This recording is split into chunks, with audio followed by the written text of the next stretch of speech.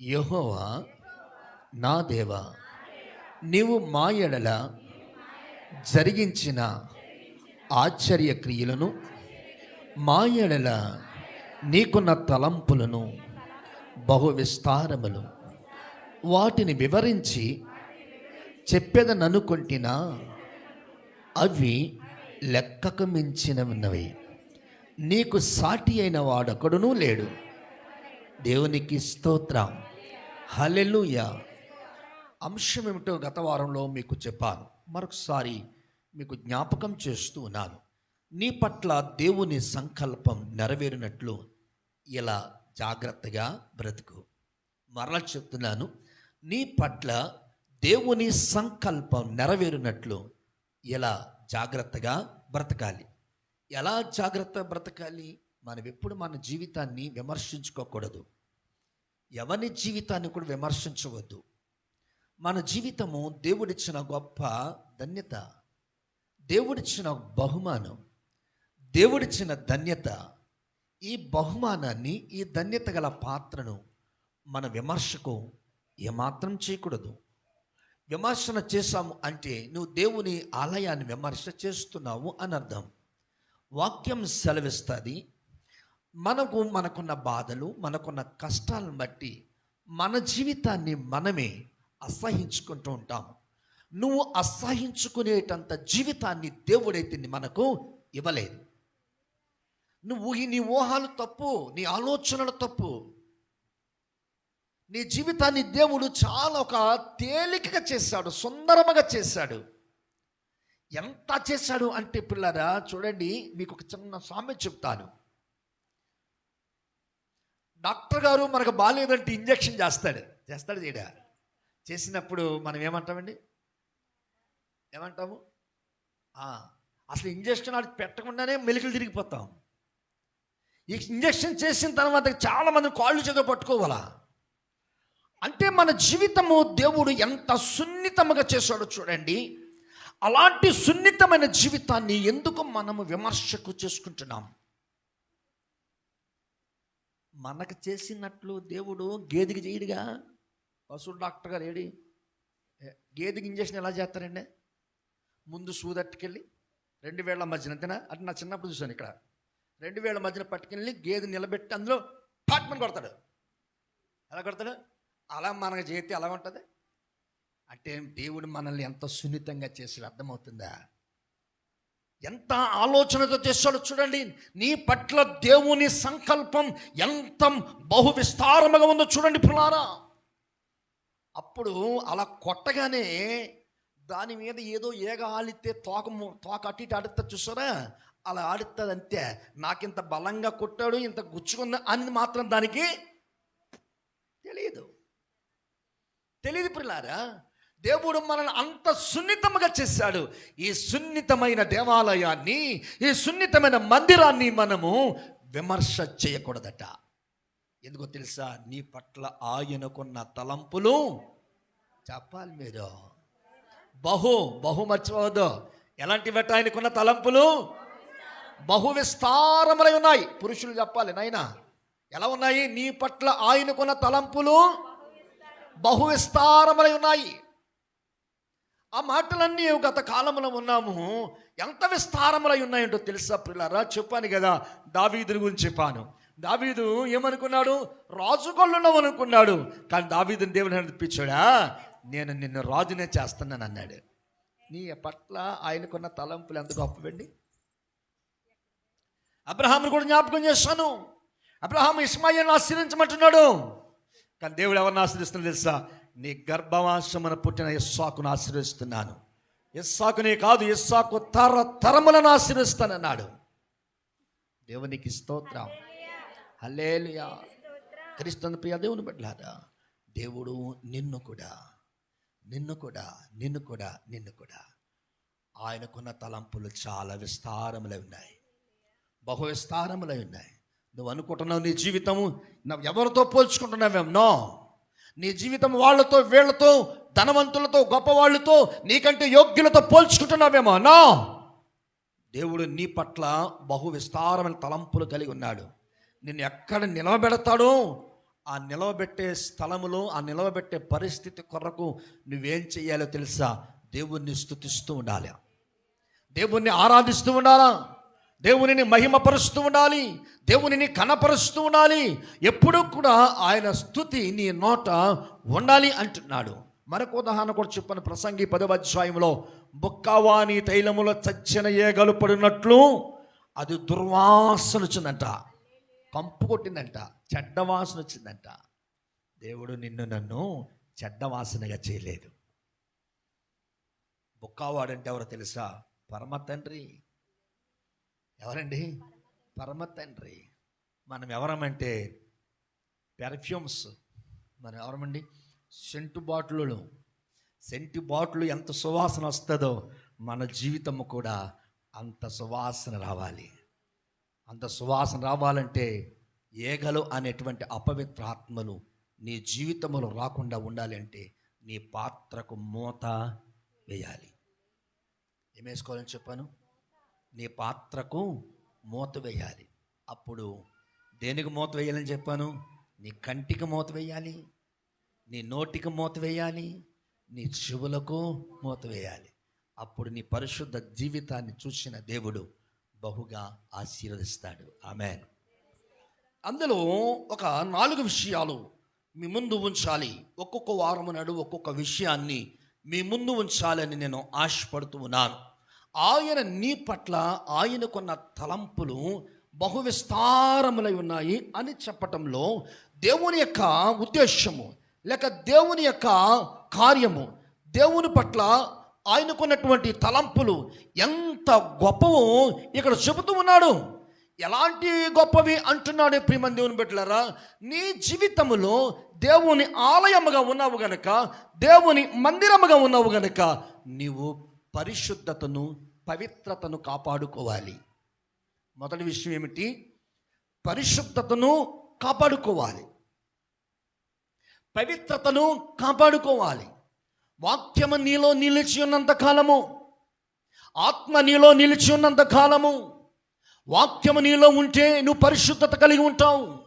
దేవుని మాట నీలో ఉంటే పరిశుద్ధత కలిగి ఉంటావు. దేవుని యొక్క సన్నిధి నీకు తోడుగా ఉంటే, దేవుని ప్రభావముతో నువ్వు నింపబడితే, దేవుని యొక్క శక్తితో నువ్వు నింపబడితే నీ పాత్ర పరిశుద్ధమైనది. నీ పాత్ర వంటి పాత్ర మరొకటి ఉండదు పిల్లారా. అందుకని నువ్వు ఎలా ఉండాలో తెలుసా? ఉదాహరణకి యోసేపుని జ్ఞాపకం చేసుకుందాం. ఎవరినండి? యోసేపుని జ్ఞాపకం చేసుకుందాం. యోసేపు అనేటువంటి పాత్ర ఎలాంటిది మీరు గమనించుతున్నారా? యోసేపు వంటి పాత్ర పరిశుద్ధ గ్రంథములో ఎలాంటిదండి? యోసేపు సాక్ష్యం ఎలాంటిది? యోసేపు యొక్క బ్రతుకు ఎలాంటిది? అక్కడ చెబుతున్నాడు. పరిపూర్ణమైనటువంటి సందేశాన్ని దేవుడు మనకి ఇస్తున్నాడు. యోసేపు ఎలాంటి వాడంటే తన అన్నల క్షేమమును గూర్చి దేవునికి ప్రార్థించాడు. ఆమేన్. ఎవరి గురించి ప్రార్థన చేశాడండి? తన అన్నల గురించి దేవునికి ప్రార్థన చేశాడు. తన అన్నల జీవితంలో మేలు కలగాలని, అన్నల యొక్క పోరాటంలో గెలవాలని, అన్నలు చేసే యుద్ధంలో గెలవాలని దేవునికి ఏమి చేస్తున్నాడు అంటే విజ్ఞాపన చేస్తున్నాడు. నీకు అక్క చెల్లెలు ఉన్నారా? యోసేపులా ప్రార్థన చేయండి. నీకు అన్నదమ్ములు ఉన్నారా? యోసేపులా ప్రార్థన చేయండి. నీకు బంధువులు ఉన్నారా? నీకు కుమార్తెలు కుమారులు ఉన్నారా? వారికి యోసేపు వలె ప్రార్థనను అందించాలి. దేవునికి స్తోత్రం. రెండవదిగా యోసేపు జీవితంలో ఎలాంటి లక్షణాలు ఉన్నాయో కొన్ని మీకు వివరించాలని నేను ఆశపడుతూ ఉన్నాను. దేవునికి స్తోత్రం. హల్లెలూయా, హల్లెలూయా. ఏమిటి అంటే పిల్లరా, యోసేపు పాత్రలో ఉన్నటువంటి మంచి లక్షణాలు ఏమిటి అంటే, ఒకటేమిటంటే యవ్వన కాలములో అతడు కలలు కన్నాడు. నాయన మీకే యవ్వన కాలంలో ఏం చేశాడు? అతను కలలు కన్నాడు. ఎలాంటి కలలు? ఒకనికి హాని చేసే కలలు కాదు, ఒకనికి ఉపకారం చేసే కల కన్నాడు, ఒకనికి మేలు చేసే కలలు కన్నాడు, రాజ్యమును గూర్చి కలలు కన్నాడు, సంఘమును గూర్చి కలలు కన్నాడు, రాజును గూర్చి కలలు కన్నాడు, రాజ సంస్థానములో పనిచేసే వారి కొరకు కూడా ఏం చేశాడండి? కలలు కన్నాడు. దేవునికి స్తోత్రం. హల్లెలూయా. రెండవదిగా కష్టాలలో అతడు యథార్థతగా ఉన్నాడు. ఎందులోనండి? కష్టాలలో యథార్థంగా ఉన్నాడు. నేను ఇప్పుడు కష్టాల్లో ఉన్నాను. రాత్రి ఒక ఆలోచన వచ్చింది, మరలా నేను ఏదైనా పార్ట్ టైం ఒక జాబ్ చేసుకుని ఉంటే నా కష్టాలు తీరతాయి, దేవుని సేవ నడుస్తుంది, ఒక పార్ట్ టైం ఉద్యోగం చేసుకుంటే నా కష్టాలు కూడా తీరతాయి అని రాత్రి ఒక నిర్ణయం చేసుకున్నాను. దేవుడు మరలా తన వాక్యముతో దర్శిస్తున్నాడు. ఏంటో తెలుసా? కుక్క వాంతి చేసుకుని దాని వైపుకు తిరిగినట్లు నువ్వు తిరిగిదవా? నేను ఒకసారి నా జీవితాన్ని మననం చేసుకున్నాను. నీ పిలుపులో ఉండే యథార్థతను నేను తప్పిపోతున్నానేమో. నా శ్రమలను అపవాది జ్ఞాపకం చేస్తుంది, నా కష్టాలను అపవాది జ్ఞాపకం చేస్తుంది. నేను వాటిలో పడిపోకుండా కష్టమైన నష్టమైన నీ సేవ చేస్తాను ప్రభువా అని మరలా నేను లేచి ప్రార్థన చేసుకుని మరలా పండుకున్నాను. దేవుని స్తోత్రం. కష్టాలలో మనం ఎలా ఉండాలట? యథార్థంగా ఉండాలి. కష్టాల్లో ప్రార్థన చేయాలి. విస్తారమైన పని చేసేస్తాను, నేను సంపాదించేస్తాను, నా అప్పులు తీర్చుకుంటాను, కొంత బ్యాంకింగ్ చేస్తాను, కొంత కూడగట్టుకుంటాను, కొంత వడ్డీలకి ఇస్తాను అని అనుకోవద్దు. దేవుని పిల్లారా, మన జీవితంలో ఎన్ని కష్టాలు వచ్చినా, ఎన్ని శ్రమలు కలిగినా ప్రార్థన యోసేపు వలె ఉండాలి, కానీ ప్రార్థన మారిపోకూడదు. వస్తాయి శ్రమలు, వస్తాయి కష్టాలు, జరుగుతాయి నష్టాలు, మన మాటలో ఐక్యత ఉండకపోవచ్చు, భార్యాభర్తల మధ్యన శోధన సంభవించవచ్చు. కానీ నువ్వు చేయవలసిన పని ఏమిటో తెలుసా? రహస్యమందున్న దేవునికి మొర్ర పెట్టాలి. గట్టిగా చెప్పండి అమ్మా, కొంచెం గట్టిగా చెప్పండి, ఇంకా గట్టిగా చెప్పండి, ఇంకా గట్టిగా చెప్పండి. అబ్బా, ఇప్పుడు దేవుని మందిరంలా ఉంది. క్రీస్తు పిల్లారా, కష్టాల్లో యథార్థతను చూపిస్తూ ఉన్నాడు యోసేపు. దేవునికి స్తోత్రం. మూడవదిగా ఏమిటి అంటే, చెరసాలలో అతనిని బంధించినా కానీ ఎవరు విడుదల కలిగజేశాడంటే మనుష్యుడు కాదు, దేవుడు విడుదల ఇచ్చాడు. ఎక్కడ వేశారండి అతన్ని? చెరసాలలో వేశారు. ఎందుకు వేశారు? ఎందుకు వేశారండి? పొత్తిఫరు భార్య ఏం చేసింది? పాపములోకి రమ్మని ఆహ్వానించింది, పాపము చేయుటకు ఆహ్వానించింది. కానీ యోసేపు మాత్రం ఏం చేస్తున్నాడండి? నో. ఏమన్నాడు? No, I never sin. నేను పాపము చేయలేను, నాలో పాపము ఉండుటకు ఛాన్స్ లేదు, పాపం అనగా అవకాశం ఇవ్వను అని చెప్పి యోసేపు ఏం చేస్తుందో తెలుసా? యథార్థతను కలిగి ఉండిన కారణంగా చెరసాలలో వేసినా కానీ, ఏ వ్యక్తి చెరసాలలో వేశాడో, ఏ రాజు చెరసాలలో వేశాడో అదే రాజు మరలా అతన్ని విడిపిస్తున్నాడు. అది నీ పట్ల దేవునికున్న తలంపులు. నీ పట్ల దేవునికున్న తలంపులు అవి. నీ చదువులో ఎక్కడ ఓడిపోయావో, నీ చదువు రంగంలో ఎక్కడ ఆగిపోయిందో, మరల పునఃప్రవేశించటానికి, పునఃప్రవేశములో నీ జీవితము అంగరంగ వైభవముగా ఉండటానికి నీ పట్ల దేవుడు కొన్ని ప్రణాళికలు సిద్ధం చేశాడు. దేవునికి స్తోత్రం. మొన్న ఒక అమ్మాయి కట 599 మార్కులు వచ్చినాయట. 600కి ఎంత వచ్చినాయమ్మా? ఎన్ని తగ్గాయి? ఆ ఒక్కటి ఎందుకు తగ్గాలని చెప్పేసి మనాది పెట్టుకుని అన్నం తినకుండా పడుకొని ఉంది. 599 మార్కులు వచ్చాయని చెప్పేసి అందరూ మంత్రి గారులు ఏమిటి, ఇంకా ఆ ఊర్లో ఉన్న పెద్దలు ఏమిటి, నాయకులు ఏమిటి, ప్రెసిడెంట్లు, సెక్రటరీలు, ప్రభుత్వ ఉద్యోగులు అందరూ ఇంటికి వెళ్ళిపోతున్నారు.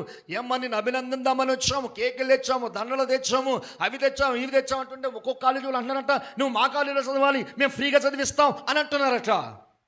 మీ అందరి మాట అలా ఉంచండి. నాకు 1 మార్కు ఎందుకు తగ్గాలని అడిగింది. నీ పట్ల ఆయనకున్న తలంపులు బహు విస్తారములై ఉన్నాయి. సత్యములు ఉన్నవాడు భయపడడు, సత్యములు ఉన్నవాడు పిరికివాడిగా కాడు, సత్యములు ఉన్నవాడు ఓడిపోడు. సత్యములు ఉన్నవాడిని దేవుడు ఎప్పటికైనాను పడినను లేవదీస్తాడు. యోసేపు జీవితంలో జరిగిన కార్యాలు. పోతీఫరు భార్య బలవంతాన్ని, పోతీఫరు భార్య యొక్క చీకటితనాన్ని విడిపించుకుని తన యథార్థతలో ఉండటానికి ఇష్టపడ్డాడే కానీ పాపములో ఉండటానికి అతడు ఇష్టపడలేదు. దేవునికి స్తోత్రం. హల్లెలూయా. క్రీస్తుని పిల్లారా, దేవుని వాక్యం సెలవిస్తుంది. 4వదిగా తన అన్నలు అతని మీద పగబట్టారు. ఏం చేశారండి? పగబట్టారు. పగపట్టినను అన్నల మీద ప్రతీకారము తీర్చుకోవాలనేటువంటి ఉద్దేశం అతను లేనివాడై తన అన్నలకు భోజనము పెట్టాడు. నీ ఇంటికి ఎప్పుడైనా శత్రువు వస్తే తరిమేకండి. మీ ఇంటికి ఎప్పుడైనా నీ పగవాడు వస్తే తరిమేకండి. చేతనైతే ఒక టీ, ఒక భోజనం పెట్టి ఒక పూటకి. నీ అందు ఏ తప్పిదం లేదు, అయినా ఒక టీ, కొంచెం స్నాక్స్ పెట్టు, తిరిగి పంపించు. నీ ఫలము యహ సంబంధమైన ఫలము కంటే పరలోక సంబంధమైన ఫలము అధికమవుతుంది. దేవునికి స్తోత్రం. నువ్వు ఈ పని చెయ్యి, దేవునికి స్తోత్రం. నీ ఫలము అధికమవుతుంది. ఎక్కడ కాదో పరలోకమందు. నువ్వు ఏ ప్రయత్నము చేస్తున్నావో ఆ ప్రయత్నము నెరవేరునట్లు దేవుడు ఏం చేస్తున్నాడో తెలుసా? నీ పట్ల ఆయన మంచి ఉద్దేశమే కలిగి ఉన్నాడు. నిన్ను శిక్షించాలని ఆయనకి లేదు, నిన్ను గాయపరచాలని ఆయనకి లేదు, నిన్ను మరణమునకు అప్పగించాలని ఆయనకి లేదు. సహోదరులారా, ఆయన నిన్ను ప్రేమించటానికి ఇష్టపడుతున్నాడు. God love so much. నిన్ను ఎప్పుడు ప్రేమిస్తూనే ఉంటాడు, అత్యధికముగా ప్రేమిస్తాడు. ఎవ్వరూ ప్రేమించలేనంత ప్రేమను దేవుడు నీ పట్ల నా పట్ల పంచి ఇవ్వటానికి సిద్ధంగా ఉన్నాడు. అవి జరగాలంటే నువ్వు పరిశుద్ధురాలిగా, పరిశుద్ధుడిగా ఉండాలి. మనము ఉండడానికే ఇష్టపడాలి. దేవునికి స్తోత్రం. హల్లెలూయా. దేవుడు ఎంత గొప్పవాడు తెలుసా? జ్ఞానులను సిగ్గుపరచటానికి వెర్రివాణిని ఎన్నుకున్నాడట. మీకు అర్థమవుతుందా? జ్ఞానులను సిగ్గుపరచటానికి ఎవరిని ఎన్నుకున్నాడు? వెర్రివాడిని ఎన్నుకున్నాడు. అయ్యో, నాకంటే బాగా చదివేవాడు మా క్లాసులో ఇంకొకడు ఉన్నాడే అని అనుకుంటున్నావేమో నీవు. నాకంటే జ్ఞానము కలిగిన వాడు మా తరగతిలో ఇంకొకడు ఉన్నాడు అనుకుంటున్నావేమో నీవు. ప్రార్థన చెయ్యి, వాని కంటే గొప్పవానికి నేను చేస్తాడు. అవును ప్రియులారా, నేను గొప్పవానిగా చేస్తాడు. ఎప్పుడు అంటే నీవు ప్రార్థన ఉన్నప్పుడు. ప్రార్థన లేనుడు ఫస్ట్ క్లాస్లో పాస్ అవుతాడు. నువ్వు ప్రార్థన ఉండి కూడా థర్డ్ క్లాస్లో పాస్ అవుతావు. అంటే నీ జీవితం అందు ఏమి లేదంటే, నీ జ్ఞానము కొదువైనప్పుడు, నీకు తెలివి కొదువైనప్పుడు, నీకు బుద్ధి కొదువైనప్పుడు నువ్వేం చేయాలంటే పరిశుద్ధతను కాపాడుకుంటూ ప్రార్థన చేయాలి. ప్రార్థన చేస్తే దేవుడు నీకు ప్రతిఫలం అనుగ్రహిస్తాడు. హల్లెలూయా. ఏ యోగ్యత లేని వాడిని నన్ను, చిన్నపాటి ఉద్యోగములు ప్రవేశించిన నన్ను 600 జీతంతో వెళ్ళాను. ఎంత నా జీతం? 600 జీతంతో వెళ్ళాను. చివరికి నా ఉద్యోగాన్ని విడిచిపెట్టేసరికి నా జీతం 7,000 రూపాయలు. ఎప్పుడంటే 2000 సంవత్సరంలో నా జీతం ఎంతండి? 7,000 రూపాయలు. నా జీతమందు నాకు సంతోషం లేదు, నా జీతమందు ఆనందం లేదు. నేను జీతం తీసుకుంటున్నాను కానీ రుణాలు పెరిగాయి, జీతం తీసుకుంటున్నాను కానీ నెమ్మది లేకుండా ఉంది, జీతం తీసుకుంటున్నాను కానీ రాత్రి నిద్ర పట్టడం లేదు. ఆ జీవితము, నా జీవితాన్ని విమర్శించుకున్నాను, ఈ జీవితాన్ని విమర్శించుకున్నాను. కానీ నా పట్ల దేవునికి ఉన్న సంకల్పం బహు విస్తారమైనది. దాన్ని విడిచిపెట్టమన్నాడు, విడిచిపెట్టాను. అది వద్దన్నాడు, నేను విడిచిపెట్టాను. వెనక్కి తిరగొద్దన్నాడు, విడిచిపెట్టాను. నా మార్గంలోకి రమ్మన్నాడు, వచ్చాను. వచ్చిన తరువాత దేవుడు నన్ను పరిపూర్ణంగా ఆశీర్వదించాడు. నీ యొక్క జీవితమందు నువ్వు చేస్తున్న ప్రతి పని విషయంలో నువ్వు ఎలా ఉండాలో దేవుడు చక్కగా చెప్తూ ఉన్నాడు. దేవునికి స్తోత్రం. హల్లెలూయా, హల్లెలూయా. కాబట్టి పిల్లరా, దేవుని వాక్యము ఏం చేయాలి? కప్పబడిన పాత్ర వలె ఉండాలి. యోసేపు పాత్ర ఎలాంటిది? కప్పబడిన పాత్ర, ఇంకా మూత వేయబడిన పాత్ర. మూత వేయబడకపోతే ఏమని చెప్పాను అమ్మా? అపవిత్రమైనది. మూత వేయలేదనుకో, మన నోటికి మూత వేయకపోతే నోరేమైపోతుంది? అపవిత్రత కలిగి ఉంటుంది. కంటికి మూత వేయకపోతే కన్ను ఏమైపోతుంది? అపవిత్రత అయిపోతుంది. చెవికి మూత వేయకపోతే చెవి ఏమైపోతుంది? అపవిత్రమైపోతుంది. అందుకని మన పెద్దలు సామెలు చెప్పారు, ఏమని? చెడు చూడకూడదు, గట్టిగా చెప్పండి, చెడు చూడకూడదు, చెడు మాట్లాడకూడదు, చెడు వినకూడదు. దేవునికి స్తోత్రం. అందుకు ఉదాహరణగా కోతుల్ని చూపించాడు. 3 కోతులు ఎలా ఉంటాయమ్మా? చెడు ఒకటేమో కళ్ళు మూసుకుని ఉంటుంది, ఓ కోతేమో కళ్ళు మూసుకుని ఉంటుంది, ఓ కోతేమో నోరు మూసుకుని ఉంటుంది, ఓ కోతేమో చెవులు మూసుకుని ఉంటుంది. ఆ సింబల్ని మనకు చూపిస్తూ ఉంటారు. క్రైస్తవుడు కూడా ఈ సాక్ష్యాన్ని కాపాడుకోవాలి. పరిశుద్ధ గ్రంథంలో ఒక వ్యక్తి ఉన్నాడు. ఆ వ్యక్తి పేరు ఏంటో తెలుసా ప్రియులారా? మానోహ దంపతులకు పుట్టిన కుమారుడు. ఆమె గర్భాన్ని ఇచ్చినప్పుడే దేవుడు చెప్పాడు, అమ్మా నీ గర్భంలో పెరుగుతున్నవాడు ఎలాంటి వాడంటే ప్రతిష్ఠించబడిన వాడు. ఇశ్రాయేలులను విడిపించడానికి న్యాయాధిపతిగా నేను ఎన్నుకుంటున్నాను. ఇశ్రాయేలు పక్షముగా యుద్ధం ఆడటానికి అతనికి సకల బలములను ఇచ్చుచున్నాను. నువ్వు మద్యమైనను పొగైనను త్రాగకూడదు, నువ్వు అపవిత్రమైనది ఏది తినకూడదు అని చెప్పి ఆమెను ఆశీర్వదిస్తే, ఆ రీతిగా ప్రభు చెప్పిన మాటలను పాటిస్తూ బిడ్డను కన్నది. ఆ బిడ్డకు సంసోను అని పేరు పెట్టింది. నీకు అర్థమైందా? ఏమని పేరు పెట్టింది? సంసోను అని పేరు పెట్టింది. సంసోను జీవితంలో ఏమైపోయింది? సంసోను బ్రతుకులో ఏమైపోయింది? చదువుతాం చూడండి. న్యాయాధిపతుల గ్రంథం 16వ అధ్యాయము 16వ వచనంలో, న్యాయాధిపతుల గ్రంథం 16వ అధ్యాయము 16వ వచనంలో రాయబడిన మాట ఒకసారి జ్ఞాపకం చేసుకుందాము. ఆమె అనుదినము మాటల చేత సంసోనును బాధించి తొందర పెట్టుచున్నందున, అమ్మ మైక్ ఇవ్వండి, మైక్ ఇవ్వండి, అతడు ప్రాణము విసికి దేవునికి స్తోత్రం. నేను చెప్తున్నాను చదవండి వెనక. ఆమె అనుదినము మాటల చేత సంసోనును బాధించి తొందర పెట్టుచున్నందున అతడు ప్రాణము విసిగి చావగోరెనో. దేవునికి స్తోత్రం. ఒక వేశ్య ప్రతిష్ఠించబడినటువంటి ఒక న్యాయాధిపతి ఇశ్రాయేలు ప్రజలకు న్యాయము తీర్చడానికి దేవుని చేత ఎన్నుకోబడినటువంటి సంసోనును ఒక వేశ్య ఏం చేస్తుంది? అరే బాబు, నువ్వు సింహాన్ని చీల్చినోడువు. ఏమంటుంది? చెప్పాలి. నువ్వు సింహాన్ని చీల్చిన వాడువు. సింహాన్ని ఎలా చీల్చావు? నా జాతిని కూడా అలా చీల్చేసావు. అసలు నీకు బలం ఎక్కడుందని అడిగింది. దేవుని స్తోత్రం. ఎవరండి? ఎవరు అడిగారు? ఒక వేశ్య. ఎవరండి ఆవిడ? ఒక వేశ్య. సంసోను చాలా మార్లు తప్పించుకోవటానికి కొన్ని ప్లాన్స్ వేశాడు, చాలా ప్లాన్లు వేశాడు.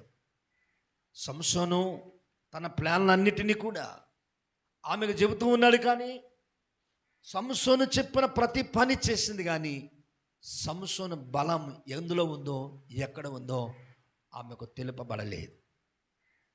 ఒక రోజున ఆమె పండుకొని ఆమె తొడ మీద సంసోనును పండుకోపెట్టి సంసోను లాలన చేస్తుంది. సంసోన్ని హేళన చేయటానికి లాలన చేసింది. సంసోను సిగ్గుపరచటానికి తన వశములకు తీసుకుంది. సంసోను సిగ్గుపరచటానికి సిగ్గు లేనటువంటి జీవితాన్ని కలిగి సంసోన్ని జీవితమును పాడు చేస్తుంది. ఎప్పటికైనా నన్ను ప్రేమిస్తున్నావా అని అడిగింది. దేవుని స్తోత్రం. హల్లెలూయా, హల్లెలూయా. మీకు ఒక మాట చెప్తేనే, నా స్నేహితుడు ఒక ఆయన పాస్టర్ గారు ఉన్నాడు. పొద్దున్నే లేవగానే తన భార్య అతనికి వందనాలు చెప్పిన తర్వాత ఆ భర్త అంటాడంట, అమ్మాయి నువ్వు నన్ను ప్రేమిస్తున్నావా అని అడుగుతాడంట. ఆమె ఏమీ సమాధానం చెప్పకుండా వంటగదిలోకి వెళ్ళి ఒక మంచి కాఫీ తీసుకొచ్చి తన భర్త దగ్గర చేతికి అందించి, అమ్మాయి అప్పుడు అంటదంట ఆవిడ, ఏమండి నేను నిన్ను శాశ్వత కాలము మనసారా నిన్ను ప్రేమిస్తున్నాను అని కాఫీ ఇస్తుందంట ఆమె. ఇలా చేస్తే ఏ భర్త మిమ్మల్ని ప్రేమించడండి? చెప్పండి, ఏ భర్త ప్రేమించడు? చెప్పండి, ఏ భర్త ప్రేమించడు? కానీ ఉదయాన్నే లేవగానే ఏమంటారు? ఏమండి కొంచెం కాఫీ పెట్టండి, మీ చేత్తో కాఫీ తాగాలి నాకు చాలా. చెప్పండి, చాలా ఆశగా ఉంది అంటాడు. పురిలారా, నీ చేత్తో కూడా కాఫీ కావాలని నీ భర్తకు చాలా ఆశ ఉంటుంది. నువ్వు మొదటి ఆ పని చేయి. మొదటి నువ్వు ఆ పని చేస్తే వెంబడి నీ భర్త కూడా నీకు సహాయకుడిగా ఉంటాడు. నీ పనిలో సహాయకుడిగా ఉంటాడు. నీ పనిలో సహకారిగా ఉంటాడు. నీ పనిలో తోడుగా ఉంటాడు. నువ్వు చేస్తున్న పనిలో ఆయన పాలు పంచుకోవటానికి ఇష్టపడతాడు. దేవునికి స్తోత్రం, హల్లెలూయా. క్రీస్తు పిల్లారా, మనము ఎలాంటి పరిస్థితులు ఉన్నాం అంటుంది. నీ బలం ఎందులో ఉందో చెప్పు. ఇప్పటివరకు చాలాసార్లు నన్ను మోసము చేసాము, ఇప్పుడు నీ బలం ఎందులో ఉందో చెప్పు. విసిగించింది. ఎప్పుడైతే బాగా విసిగించిందో తన పవిత్రతను కాపాడుకోలేకపోయాడు. వెంటనే చెప్తున్నాడు, ఆమె లాలించిన లాలనకు మైమరచి, ఆమె లాలించిన లాలనకు తన్ను తానుగా మరచి, తన లాలించిన లాలనకు మత్తుడై తన రహస్యమైన బలాన్ని వేశ్యకు చెప్పేశాడు. ఏమన్నా తెలుసా? నా తలలో నా బలమున్నది, నా వెంట్రుకలను గురిగించిన యెడల నా బలము నా నుండి వేరైపోతుంది. దేవునికి స్తోత్రం. క్రీస్తు పిల్లారా, పవిత్రతను కాపాడుకోలేని సంసోను ఫిలిష్తీయుల చేత బంధించబడిన వాడై, పవిత్రతను కాపాడుకోలేని సంసోను ఫిలిష్తీయుల చేత తాళ్లతో కొట్టబడిన వాడై, ఫిలిష్తీయుల చేత బంధించబడిన సంసోను ఒక దాగోను గుడిలో స్తంభాలు కట్టిన వాడై, 2 కన్నులు ఓడబెరికి చెరసాలలో వేస్తే చెరసాలలో సంసోను ఏం చేస్తున్నాడో తెలుసా? పిండి రుబ్బుతున్నాడు. మీకు అర్థమైందా? ఏం చేస్తున్నాడు? పిండి రుబ్బుతున్నాడు. ఇప్పుడు అంటున్నాడు సంసోను, పిండి రుబ్బుతూ గుడ్డివాడై, పిండి రుబ్బుతూ అందము కలిగిన వాడై, అందహీనుడై అంటున్నాడు, నాతో నీవు మాట్లాడినచో నీ బ్రతికేదను ప్రభు, నాతో నీవు మాట్లాడినచో నే బ్రతికేదను ప్రభు. నా ప్రియుడా, స్నేహితుడా, నా ప్రాణనాథుడా, నా రక్షకా, నా ప్రియుడా, స్నేహితుడా, నా ప్రాణనాథుడా, నా రక్షకా,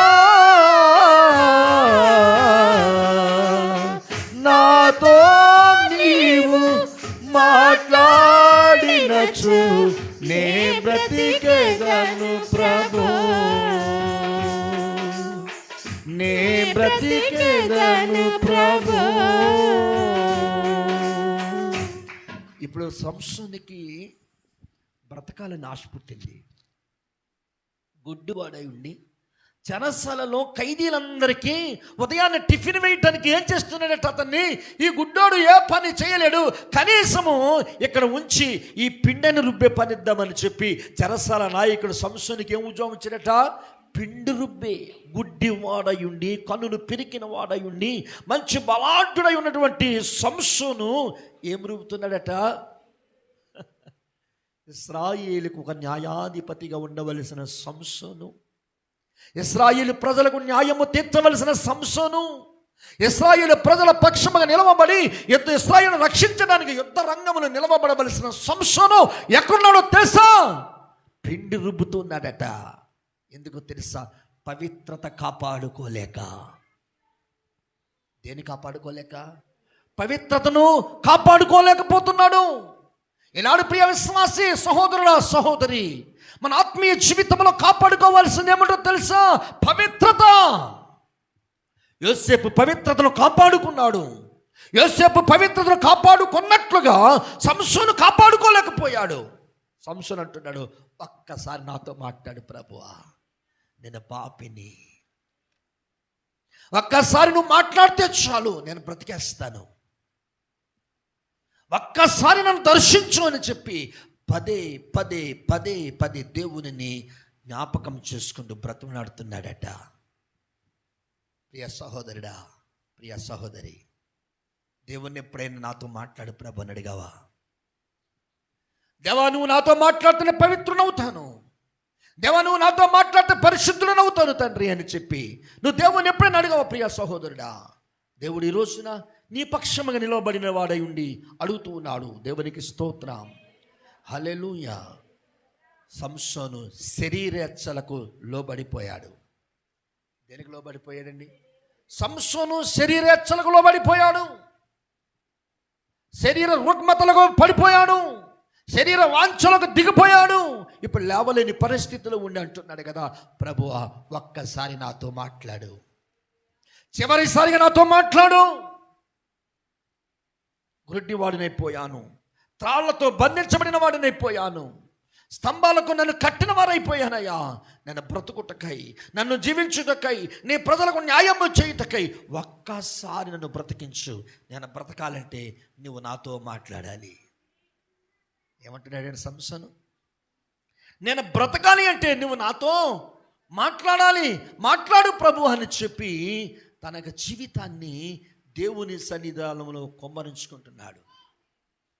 ఆయన ప్రణాళికలు ఎంత గొప్పవండి. అతని ప్రార్థన, అతని కన్నీళ్ల ప్రార్థన దేవుడు విని మరలా అతని బలం అతనికిచ్చి నిలబెట్టాడు. దేవునికి స్తోత్రం. అని ఎంత గొప్ప ప్రణాళికలు కలిగి ఉన్నాడో తెలుసా? దా చదువు మనం 103వ కీర్తన 11వ వచనంలో చదివితే అక్కడ రాయబడిన మాట ఏంటి తెలుసా? భూమి కంటే ఆకాశము ఎంత ఉన్నతముగా ఉన్నదో యెహోవా యందలి భయభక్తులు కలిగిన వారి ఎడల ఆయన కృప అంత అధికముగా. అబ్బా, నీ పట్ల ఆయన కృప ఎంత అధికముగా ఉందో తెలుసా? భూమి కంటే ఆకాశం ఎంత ఎత్తులో ఉందో ఆయన ప్రణాళికలు కూడా నీ పట్ల అంత ఎత్తుగా ఉన్నాయట. అవన్నీ నీకు ఫ్రీగా ఇస్తాడు, ఉచితముగా ఇస్తాడు, ఊరకనే ఇస్తాడు. ఎప్పుడో తెలుసా? నీ ఆత్మీయ జీవితంలో పవిత్రతను కాపాడుకున్నప్పుడు. మన ఆత్మీయ జీవితంలో పవిత్రత కాపాడుకోవాలి అంటే ప్రతి ఆరాధనలో పాలు పంచుకోవాలా, ప్రతి ఆరాధనలో నీ పాత్ర ఉండాలి, ప్రతి ఆరాధనలో సువాసన కలిగిన దానివై ఉండాలి, ప్రతి ఆరాధనలో నీ పాత్ర రమ్యముగా ఉండాలి, ప్రతి ఆరాధనలో నీ పాత్ర ప్రభువుని స్తుతించేవారిగా ఉండాలి. ఎప్పుడైతే ఈ పని నువ్వు చేస్తావో దేవుడు నీ పట్ల ఆయనకున్న ప్రణాళికలు, ఆయనకున్న తలంపులు బహు విస్తారములై ఉన్నాయి. చప్పలు కొట్టి దేవునికి స్తోత్రం చెప్పండి. హల్లెలూయా, హల్లెలూయా. క్రీస్తుని పిల్లారా, సంసోను వలె మన జిమ్ము, మన బ్రతుకు, మన ఆత్మీయతను పడిపోయినట్లుగా కాక యోసేపు వలె మన పవిత్రతను కాపాడుకుందాం. ఆయన నీ పట్ల ఆయనకున్న తలంపులు బహు విస్తారములై ఉన్నాయి కనుక ఎలా బ్రతకటానికి జాగ్రత్తగా ఉండు. ఎలా బ్రతకాలంటే దేవుని సన్నిధానంలో ఘనమైన సాక్ష్యము కలిగిన యోసేపు వలె నీ పాత్ర ఉండాలి. సంసోను వలె వద్దు. సంసోను జారిపోయాడు, పడిపోయాడు. యోసేపు జారిపోలేదు, పడిపోలేదు. నిబద్ధత కలిగాయి, పరిశుద్ధత కాపాడుకున్నాడు. యోసేపు దేవుని సన్నిధిలో ఘనమైన సాక్ష్యం కలిగి ఉన్నాడు. ఈరోజు నువ్వు కూడా అలాగ ఉండాలని ఆశపడుతున్నాడు ఈ దీన దాసుడు. ప్రార్థించుకుందాం. కృపగల తండ్రి, ప్రేమగల దేవ, మీకు వందనాలు చెల్లిస్తున్నాను. మాతో మాట్లాడుటకు ఈరోజు దర్శించు. నా పట్ల నీకున్న ప్రణాళికలు ఎంతో గొప్పవి. ఇలా బ్రతికి జీవించండి, ఇలా బ్రతికి సాక్ష్యం నిలబెట్టుకోండి, ఇలా బ్రతికి పరిశుద్ధతను కాపాడుకోండి, పవిత్రతను కాపాడుకుని అని చెప్పావు. నీ మాటలను బట్టి మా జీవితాలు స్థిరపడినట్లు కృప చూపించమని యేసు నామంలో ప్రార్థిస్తున్నాను తండ్రి. ఆమేన్.